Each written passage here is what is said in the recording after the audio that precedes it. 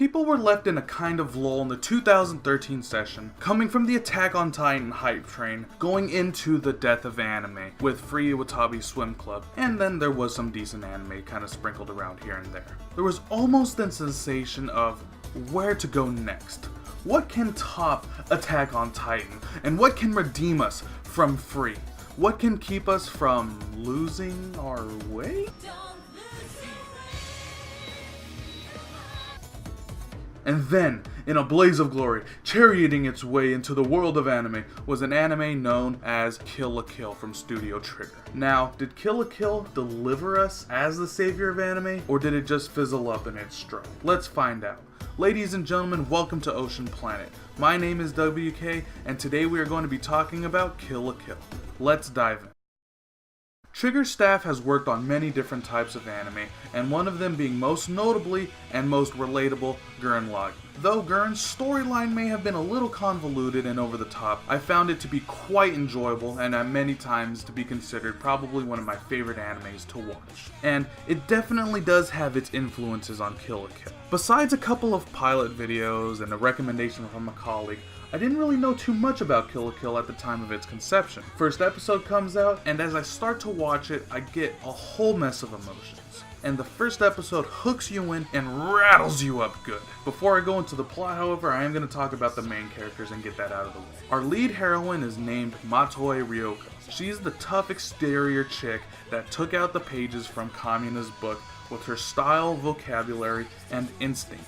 She's the "you don't want to mess with her" type of girl. Kiryu Satsuki, who for the most part of the show is the main antagonist, and might as well have been born from Stalin himself with how she dictates and runs the school. Senketsu, who is Ryoko's uniform and source of power, which I'll get into a little bit more later, and our main buddy character, Mako, who acts as the comic relief for the show. You also have the Elite Four, Mako's family, Nudist Beach, and many other supporting roles. The story starts off with Ryoko making her trek to Hanoiji Academy. I don't know if I'm saying that right, I'm just gonna roll with it. She believes that Satsuki is the one who killed her dad and confronts her, only to be beaten and have to make her retreat.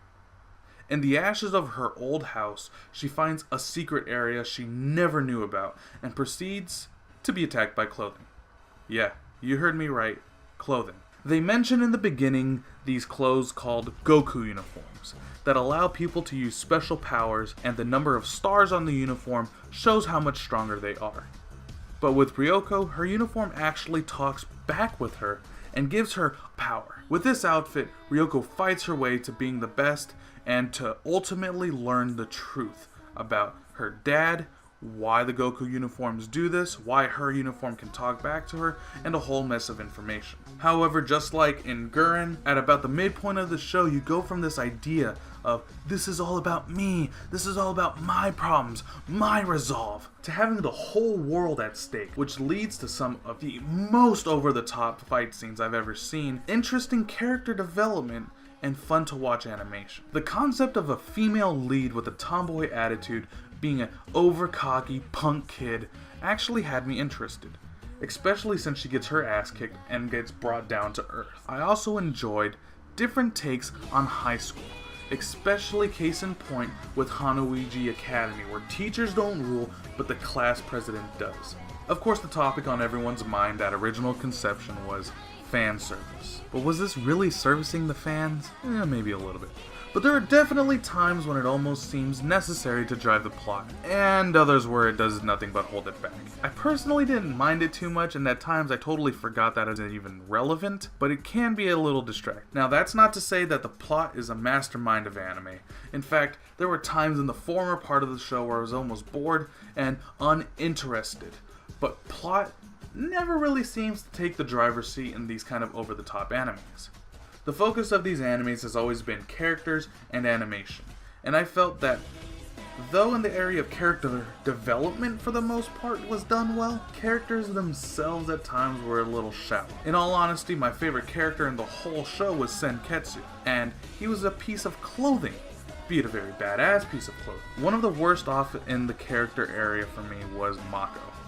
Though I didn't hate her, I thought she was really just too hyperactive, fast talking, and at times just completely annoying.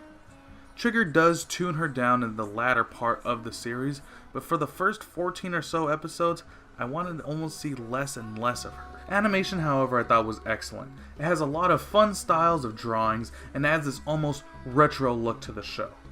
It did make some scenes look very cartoony, but when it came to the fight scenes, oh, were they glorious! It also added a sense of scale to the whole show. Whether it was a character looking off into the distance, or a character standing above a big landmark, it really made the setting pop and wow you. Also adding to it was the sound. Any special effects that were used were highly effective, no pun intended, and completed the scenes very well. Music department wise is a little iffy. Standout tracks are Before My Body Is Dry, or Don't Lose Your Way, Blumenkranz, my favorite of the show, which has this switch to a Germanic language, and the two openings. But other than that, the backing music seemed very rinse, wash, repeat. However, with the two openings, they did always get me excited to watch the show, especially this little breakdown in opening 2. The hype train was a-rollin' with this anime, and for the most part, it was well deserved. Does it deserve all the hype it obtained? Maybe not. The series really flourishes in the latter half of the series, while the former really feels like new baddie of the week and can deter some. Despite some shortcomings, I did love this anime a great deal, and when you're invested, you stay invested. Is it the savior of anime? No. If anything, I find it to be the messenger to what Trigger does next, because I know deep down that it will be phenomenal. With all that being said, I give this anime a 7.75 out of 10, with the recommendation to watch it, but only buy if you feel the need. When it's good, it's really good, and when it's not, it's a little forgettable. As always, like, comment, and subscribe, and until next time, keep swimming.